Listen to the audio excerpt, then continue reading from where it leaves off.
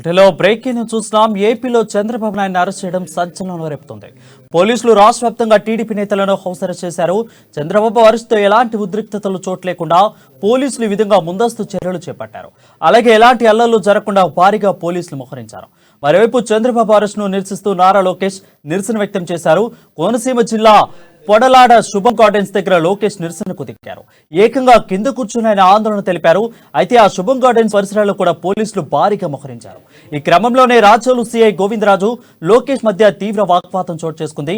ఎలాంటి నోటీసులు ఇవ్వకుండా ఎలా అడ్డుకుంటారంటూ ఆగ్రహం వ్యక్తం చేశారు. అలాగే నా వెంట నాయకులు ఎవరూ రావడం లేదని, కేవలం కుటుంబ సభ్యుడిగా మాత్రమే ఒక్కడిగా వెళ్తున్నానని అన్నారు.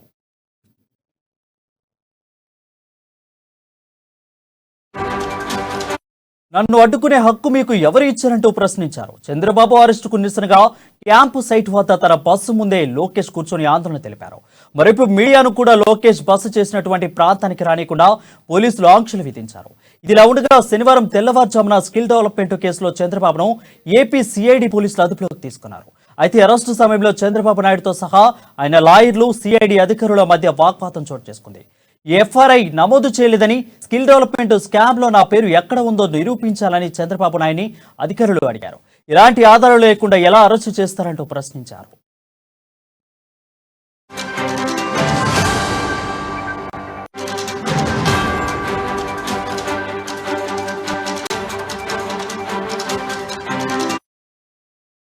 చంద్రబాబు అరెస్టు చేయడంపై టీడీపీ శ్రేణులు ఆంధ్రప్రదేశ్ వ్యాప్తంగా నిరసనలు, ధర్నాలు చేపట్టారు.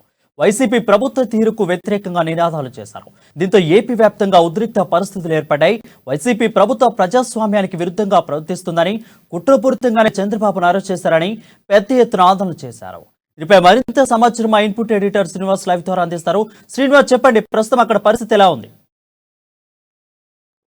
క్రితమే మాజీ ముఖ్యమంత్రి తెలుగుదేశం అధినేత చంద్రబాబు నాయుడిని నంద్యాలలో అరెస్ట్ చేసి విజయవాడ తీసుకువెళ్తున్నారు. విజయవాడలోని సిఐడి అధికారులు 3వ అదనపు మెట్రోపాలిటన్ మెజిస్ట్రేట్ ముందు ఈరోజు మధ్యాహ్నం లేదా సాయంత్రం లోగా హాజరుపరచబోతున్నారు. మొత్తానికి చూసుకుంటే కనుక స్కిల్ డెవలప్మెంట్ స్కామ్లో ఏదైతే దాదాపు 241 కోట్ల రూపాయలు దారి మళ్లించారని చెప్పేసి కూడా సిఐడి అధికారులు కొద్దిసేపటి క్రితం పెట్టిన ప్రెస్ కాన్ఫరెన్స్లో కూడా చెప్పడం జరిగింది. అంతిమంగా దీనికి లబ్ధిదారుడు మాజీ ముఖ్యమంత్రి టీడీపీ అధినేత చంద్రబాబు నాయుడు అని చెప్పేసి కూడా సిఐడి అధికారి సంజయ్ స్పష్టం చేయడం జరిగింది.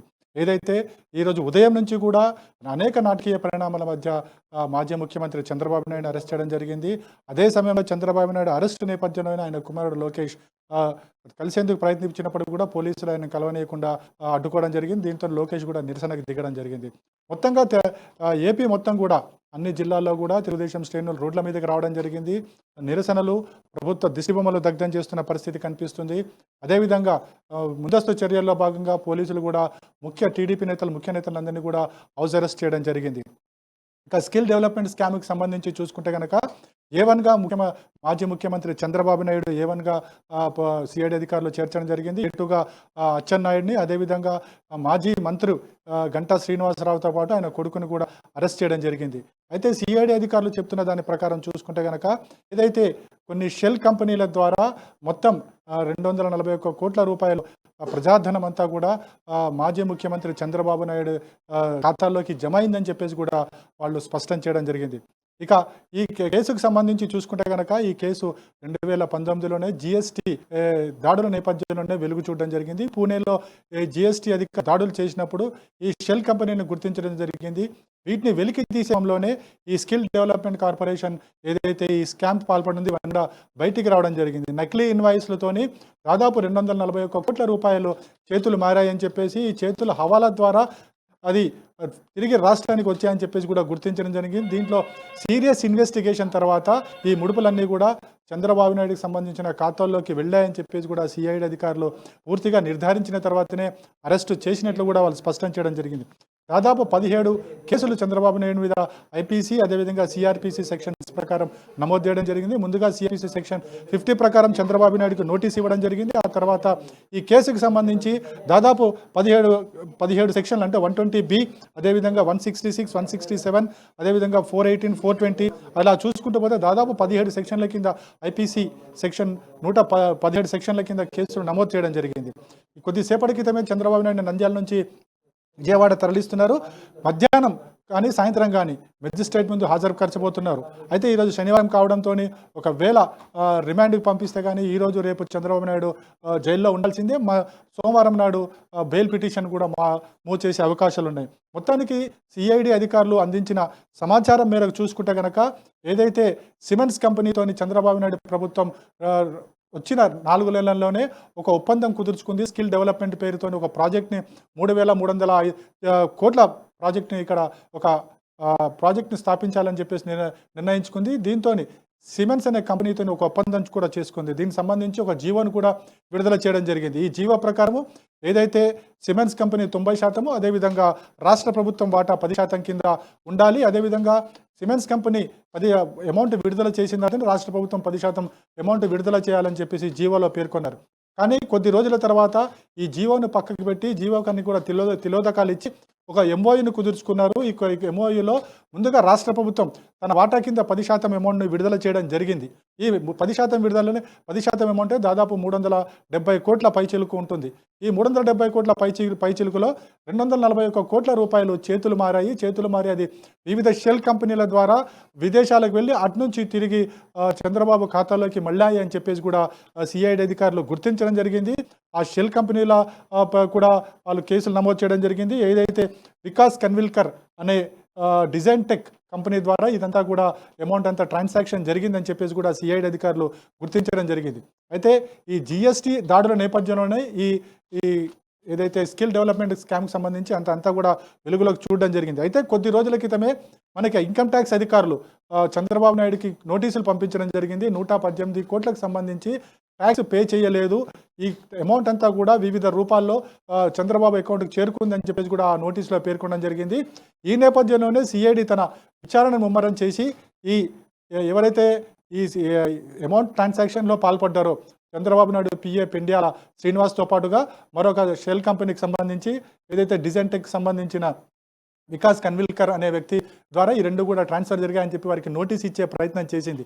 కానీ ఈ నోటీస్ అందుకునే లోపలనే ఈ పెండ్యాల శ్రీనివాస్ అమెరికాకు వెళ్ళిపోయారని, అదేవిధంగా వికాస్ కన్విల్కర్ దుబాయ్ పారిపోయారని చెప్పేసి కూడా సిఐడి అధికారి సంజయ్ కొద్దిసేపటి క్రితం చెప్పడం జరిగింది. సో ఇక్కడ చంద్రబాబు నాయుడే ఇక్కడ ప్రైమ్ ఆఫ్ అక్యూజ్ అంటే A1గా ఉన్నారు, ప్రధాన నిందితుడు. కాబట్టి ఇతన్ని అరెస్ట్ చేయకపోతే మొత్తం కేసునంతా కూడా ఇన్ఫ్లుయెన్స్ చేసే చేయవచ్చు. అదేవిధంగా సాక్షులను తారుమారు చేసే ప్రమాదం ఉంది. కాబట్టి ఆయన అరెస్ట్ చేస్తున్నామని చెప్పేసి కూడా సిఐడి అధికారి సంజయ్ చెప్పడం జరిగింది.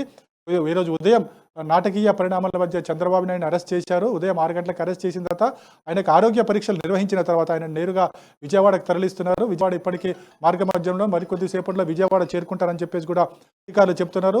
చేరుకున్న తర్వాత ఆయన నేరుగా మెజిస్ట్రేట్ ముందు హాజరుపరుస్తాను. మెజిస్ట్రేట్ ఇచ్చిన తీర్పు ప్రకారం నెక్స్ట్ రిమాండ్కి తరలించడమా లేకపోతే బెయిల్ పిటిషన్ మీద కూడా టీడీపీ శ్రేణులు అయితే పూర్తి స్థాయిలో అక్కడ రెడీగా ఉన్నాయి. ఈ బెయిల్ పిటిషన్ సంబంధించి కూడా బెయిల్ పిటిషన్ మూవ్ చేయాలని చెప్పేసి కూడా టీడీపీ శ్రేణులు భావిస్తున్నాయి. మొత్తానికి చూసుకుంటే కనుక ఈ కేసుకు సంబంధించి మరోవైపు చూసుకుంటే కనుక మాజీ మంత్రి గంటా శ్రీనివాసరావుని ఆయన కొడుకుని కూడా విశాఖలో అరెస్ట్ చేయడం జరిగింది. ఇప్పటికీ ఈ కేసుకు సంబంధించి 37 మందిని దోషులుగా చేర్చామని చెప్పేసి అధికారులు చెప్తున్నారు. అయితే ఇప్పుడు చంద్రబాబు నాయుడు A1 దోషిగా ముందుగా చేర్చడం జరిగింది, A2గా అచ్చెన్నాయుడు చేర్చడం జరిగింది. మరోవైపు చూసుకుంటే కనుక గంటా శ్రీనివాసరావుతో పాటు ఆయన కొడుకును కూడా కేసులో ఇన్వాల్వ్ చేయడం జరిగింది. అదేవిధంగా ఈ కేసుకు సంబంధించి పలు కీలక ఆధారాలను కూడా సిఐడి సేకరించింది. ఎందుకంటే మాజీ ముఖ్యమంత్రి అదేవిధంగా టీడీపీ అధినేత కాబట్టి అరెస్ట్ చేస్తే పరిణామాలు తీవ్రంగా ఉంటాయని తెలిసి కాబట్టి సిఐడి అధికారులు పక్కా ఆధారాలతోని ఈ కేసుని నమోదు చేయడం జరిగింది. అందుకు సంబంధించి ఏదైతే చంద్రబాబు నాయుడు అధికారంలో ఉండగా ఈ స్కిల్ డెవలప్మెంట్కి ఏదైతే నిధులు మంజూరు చేయమని చెప్పేసి కూడా ఆదేశాలు జారీ చేయడము, దానికి కార్యదర్శులుగా ఉన్నప్పుడు వాళ్ళు దాన్ని ఇది కరెక్ట్ కాదు అంటే ఏదైతే సిమెంట్స్ కంపెనీ అమౌంట్ రిలీజ్ చేసిన తర్వాతనే ప్రభుత్వం కూడా విడుదల చేయాలని చెప్పేసి ఒక నోటు పంపించడము. కానీ చంద్రబాబు నాయుడు ఇది కాదు, డైరెక్ట్గా నిధులు విడుదల చేయండి అని చెప్పేసి చెప్పడం, ఇవన్నీ కూడా ఐఏఎస్ అధికారులు ఎవరైతే కార్యదర్శులు ఉన్నారో ఆ కార్యదర్శులు స్పష్టంగా తమ నోట్ ప్యాడ్లో రాసుకోవడం జరిగింది. వీటన్నిటిని కూడా సిఐడి అధికారులు సేకరించిన తర్వాత వారితో కూడా విచారణ జరిపిన తర్వాత వాళ్ళు ఇచ్చిన సమాచారం అంతా కూడా తీసుకున్న తర్వాతనే పక్కా ఎవిడెన్స్తోని ఈ అమౌంట్ అంతా ఎక్కడికి పోయింది, అదేవిధంగా హవాలా ద్వారా ఎలా చేరుకుంది, ఈ అన్నిటి మీద కూడా సిఐడి అధికారులు పక్కా ఆధారాలు సేకరించిన తర్వాతనే చంద్రబాబు నాయుడిని అరెస్ట్ చేయడం జరిగింది. అదేవిధంగా మాజీ మంత్రి గంటా శ్రీనివాసరావుని కూడా అరెస్ట్ చేయడం జరిగింది. మరోవైపు సిఐడి అధికారి సంజయ్ మాట్లాడుతూ కూడా మరో స్కామ్ కూడా ఇక్కడ ఉంది. ప్రధానంగా చూసుకుంటే కనుక ఇన్నర్ రింగ్ రోడ్డుకి సంబంధించి కావచ్చు, అదేవిధంగా మరో కేసులో సంబంధించి కావచ్చు, ఇక్కడ కూడా హవాలా ట్రాన్సాక్షన్ జరిగింది. ఈ కేసులో చంద్రబాబు నాయుడు కుమారుడు లోకేష్ హస్తం ఉందని చెప్పేసి కూడా తమకు ఒక ఆధారాలు లభించాయి. దీని మీద కూడా లోకేష్ని కూడా ప్రశ్నిస్తామని చెప్పేసి కూడా చెప్పడం జరిగింది. మొత్తానికి చూసుకుంటే కనుక ఈరోజు జరుగుతున్న ఈ చంద్రబాబు అరెస్టు పర్వం ఏతుందో రాష్ట్ర వ్యాప్తంగా కూడా తెలుగుదేశం శ్రేణులు అయితే రోడ్డెక్కడం జరిగింది. ప్రతి చోట ప్రతి జిల్లాలో కూడా టీడీపీ శ్రేణులు కూడా ఆందోళన బాట పట్టడం జరిగింది. అటు ప్రభుత్వ దిష్టి బొమ్మను దగ్ధం చేస్తున్నారు, ప్రభుత్వానికి వ్యతిరేకంగా నినాదాలు చేస్తున్నారు. చంద్రబాబు నాయుడు అరెస్టు అక్రమం అని చెప్పేసి కూడా వాళ్ళు నినాదాలు చేయడం జరుగుతుంది. రైట్ శ్రీనివాస్, ఎక్కువగా చూసుకున్నట్లయితే తాడేపల్లిలో ఉన్న ప్రజావేదిక కూల్చివేత కానుండి ఈ కుట్రపుత్తి రాజకీయాలు అనేది కొనసాగుతుంది. ఇప్పుడైతే నారా లోకేష్ అదేవిధంగా చంద్రబాబు పాదయాత్ర అడ్డుకోవటం కాను అక్కడ అంటే ఇంకా చాలా రకాలుగా చెప్పుకోవచ్చు కుట్రపూర్తి రాజకీయాలు. సో ఇప్పుడున్న స్కిల్ సైట్లో ఉన్న కొన్ని రాజకీయాలకు దాకా చెప్పుకుంటే ఎక్కువగా కూడా కుట్రపూర్తిగానే వ్యవహరిస్తున్నారు జగన్మోహన్ రెడ్డి అనేది తెలుగుదేశం కార్యకర్తలు ఎక్కువగా వినిపిస్తున్న మాట. దీంట్లో ఎంతవరకు నిజం ఉంది? ఒకటి మనం గమనించాల్సింది ఏంటంటే, ఇది కుట్రపూరితం అని చెప్పేసి రాజకీయ పార్టీలు ఆరోపణలు అయితే సహజంగానే ఉంటాయి. ఎందుకంటే రాజకీయ పార్టీ అనగా అధికార పార్టీ మీదనో అధికార పార్టీ ప్రతిపక్ష పార్టీ మీదనో ఆరోపణలు చేయడం, విమర్శలు చేయడం ఇది సహజంగానే మనకు ఉంటుంది. దీన్ని మనము వాళ్ళ ఆర్గ్యుమెంట్ని మనం కాదనలేము. కానీ ఇక్కడ ఏదైతే అరెస్టులు జరుగుతున్నాయో అరెస్టులు అన్నీ కూడా సక్రమంగా ఏదైతే తప్పు జరిగిందా లేదా, జరిగితే ఏ సెక్షన్ ప్రకారం వాళ్ళకి శిక్ష విధిస్తున్నారు, తప్పు ఎలా జరిగిందనే పూర్తి ఆధారాలు ప్రభుత్వం ముందు పెట్టాల్సిన బాధ్యత ఉంటుంది. ఎందుకంటే ప్రభుత్వం కోర్టుకు సమాధానం చెప్పుకోవాల్సిన అవసరం ఉంది. మన గతంలో జరిగిన అనేక ప్రభుత్వ ఏదైతే అధికారంలోకి వచ్చిన తర్వాత టీడీపీ మీద చేస్తున్న కుట్రలను వాళ్ళు చెప్తున్నారో వాటన్నిటి కూడా రాష్ట్ర ప్రభుత్వం కోర్టులో సమాధానం చెప్పుకుంది. దానికి కావాల్సిన ఎవిడెన్స్ను కూడా కోర్టు ముందు ఉంచింది. ప్రస్తుతం మనము ఈ కేసుకు సంబంధించి స్కిల్ డెవలప్మెంట్ కేసుకు సంబంధించి చూసుకుంటే కనుక ఏదైతే చంద్రబాబు నాయుడు కావచ్చు అలా పార్టీ ఆరోపిస్తున్నట్టు ఇది అక్రమ అరెస్టు, తన మీద కేసులు పెట్టలేరు, ఇవన్నీ కూడా తాను బయటికి వస్తానని చెప్పేసి చెప్తున్నారో అవన్నీ కూడా కోర్టుల్లో తేలిన తర్వాత ఇవన్నీ కూడా జరిగే అంశాలు. ఎందుకంటే ఈరోజు సిఐడి అధికారులు ఏదైతే కేసు పగడ్బందీగా తయారు చేయడం జరిగిందో ఈ 4 అంటే రాష్ట్ర ప్రభుత్వానికి సంబంధించిన 240 కోట్లు ఎక్కడికి పోయాయి అంటే రాష్ట్ర ప్రభుత్వం నుంచి చేయి దాటిపోయింది, అది విదేశాలకు వెళ్ళిపోయాయా ఎక్కడికి పోయా అనేది కూడా తేలాల్సిన బాధ్యత. ఎందుకంటే ఇది ఎవరి సొంత సొమ్ము కాదు, రాష్ట్ర ప్రభుత్వానికి రాష్ట్ర ప్రజానీకానికి సంబంధించిన సొమ్ము. కాబట్టి దీని మీద నిగ్గు తేల్చాల్సిన బాధ్యత సిఐడి అధికారులకు ఉంటుంది, లేదా ఇన్వెస్టిగేషన్ ఏజెన్సీకి ఉంటుంది. ఏదైతే ఈ షెల్ కంపెనీల ద్వారా 17 కంపెనీల ద్వారా ఈ నిధులన్నీ కూడా దాడులు మళ్లించి తద్వారా విదేశాలకు వెళ్ళి హవాలా ద్వారా తిరిగి రాష్ట్రానికి కొందరి జేబుల్లో చేరాయి అని చెప్పేసి సిఐడి అధికారులు, ముఖ్యంగా సిఐడి అధికారులు కాకుండా అంతకు ముందే ఐటీ శాఖ, ఈడీ, అదేవిధంగా జిఎస్టీ అధికారులు వీటన్నీ కూడా దాడులు చేసిన తర్వాత ఇన్వెస్టిగేషన్ చేసిన తర్వాతనే సిఐడి అధికార రంగంలోకి దిగింది. వాళ్ళు ఇచ్చిన ఆధారాలను సేకరించి తద్వారా సిఐడి నెక్స్ట్ స్టెప్ తీసుకుంది. అంతే తప్ప ఇక్కడ కుట్రపూరితం అనేది ఎక్కడ కూడా లేదు. ఎందుకంటే రాష్ట్ర ప్రభుత్వానికి ప్రజానీకానికి సంబంధించిన 240 కోట్ల రూపాయలు ఎక్కడికి పోయాయని నిగ్గు తేల్చాల్సిన బాధ్యత ఇన్వెస్టిగేషన్ అధికారుల మీద ఉంటుంది. ఒకవేళ అలా జరగలేదు, ఈ ఫండ్ అంతా రాష్ట్ర ప్రభుత్వ ఖాతాలోనే ఉంది అనుకుంటే కనుక అప్పుడు ఎవరైతే ముద్దాయిలు ఉంటారో అటు చంద్రబాబు నాయుడు కావచ్చు, ఇంకెవరైనా కావచ్చు, వాళ్ళంతా కూడా క్లీన్ చిట్తో బయటకు వచ్చే అవకాశం ఉంది. ఏదేమైనప్పటికీ కూడా కేసు నమోదైంది, కేసు నిగ్గు తేల్చాల్సిన బాధ్యత ఇటు ప్రభుత్వం ఇది ఉంటుంది. వారు ఏ విధమైన అవినీతికి పాల్పడలేదని చెప్పి నిరూపించుకోవాల్సిన బాధ్యత చంద్రబాబు నాయుడు మీద ఉంటుందని చెప్పొచ్చు. Right, thank you Srinivas for the clear updates.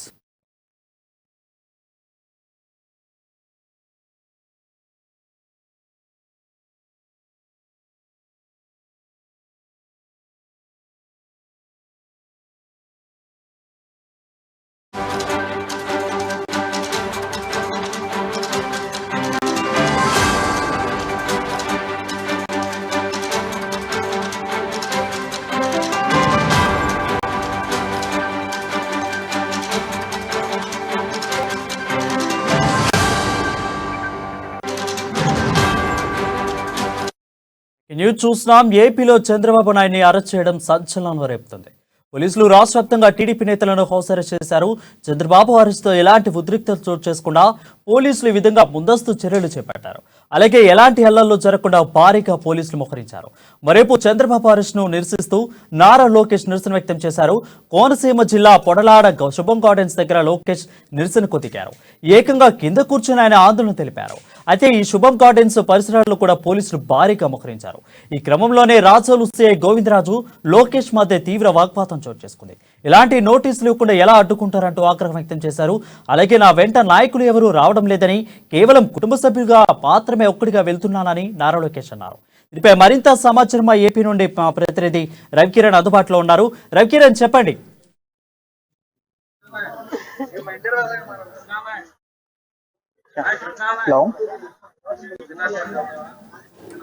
Ravikiran, ప్రస్తుత పరిస్థితి అక్కడ ఎలా ఉంది? నారా లోకేష్ అయితే నేను ఒక్కడిగానే కుటుంబ సభ్యుడిగానే వెళ్తాను అంటున్నారు, కానీ అక్కడున్న సీఐ అయితే అడ్డుకున్నారు. ప్రస్తుత పరిస్థితి అక్కడ ఎలా ఉంది? ఇప్పుడైతే ఉద్రిక్త పరిస్థితులు అయితే నెలకొన్నాయని చెప్పవచ్చు. ఈ వృత్తి పరిస్థితుల్లో కూడా మేము నారాయణ లోకేష్ నేను ఒక కొడుకుగా నేను మా నాన్నగారిని చూడడానికి నేను వెళ్ళడానికి నాకు అధికారం ఉందంటూ కూడా ఆయన ముందుకు నేను వెళ్తాను పోరాడతానని చెప్పి అంటున్నారు. కానీ మా పోలీసులు అయితే ఇక్కడ అడ్డుకుని ఆయన్ని ఇక్కడే బైఠాయించారు. దాంతో పాటు ఇక్కడ ఉమ్మడి పశ్చిమ గోదావరి జిల్లా నుండి కూడా ఎక్కువ ప్రతిసారి కూడా ఇక్కడ ఇప్పుడు ఇదే విధంగా జరుగుతుందని చెప్పి టీడీపీ నాయకులు అయితే ఆరోపిస్తున్నారు. దీనిపై ఇక్కడ ఎక్కువగా మాట్లాడడానికి కూడా మా ప్రస్తుతానికి త్రీ టౌన్ స్టేషన్ లో కూడా తీసుకొచ్చి జనాల్ని హౌస్ అరెస్టులు చేస్తూ ఉంటున్నారు. దీనిపై మనతో మాట్లాడడానికి కూడా ఇక్కడ కొంతమంది నాయకులు ఉన్నారు. వారితో కూడా మాట్లాడి ప్రయత్నం చేద్దాం. సార్ చెప్పండి, చంద్రబాబు నాయుడు గారు అక్రమ అరెస్ట్ చేశారని చెప్పి మీరందరూ కూడా నిరసన చేస్తున్నారు. దీనిపై మీ నాయకులను కూడా ఇక్కడ అరెస్ట్ చేశారు. దానిపై మీరు ఏమంటున్నారు? ఈ రోజు చంద్రబాబు నాయుడు గారు 2 రోజులు బట్టి అరెస్ట్ చేస్తారని సమాచారం ఇచ్చారు.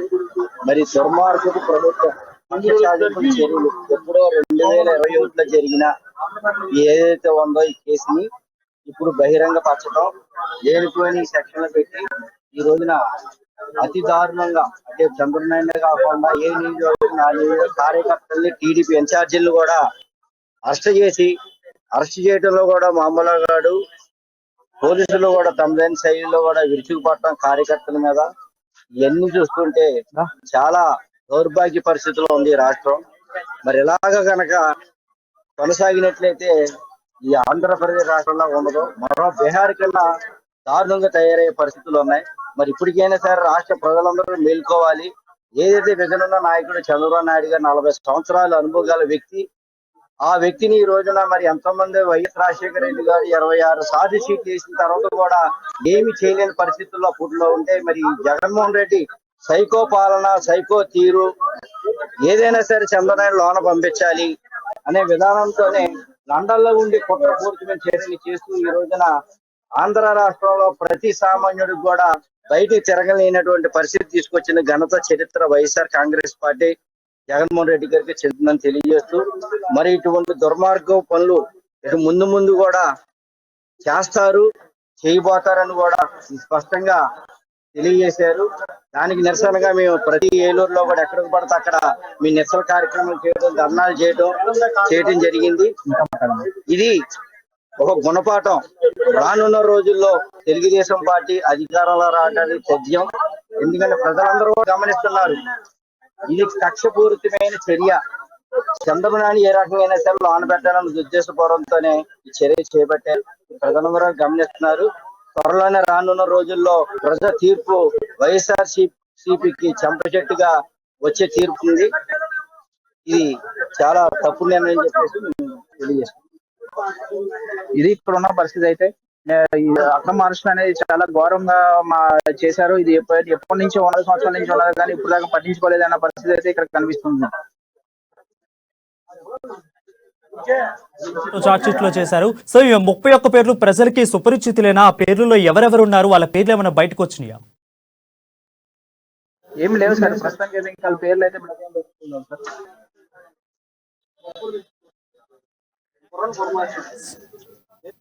Right Ravikiran, thank you for the updates.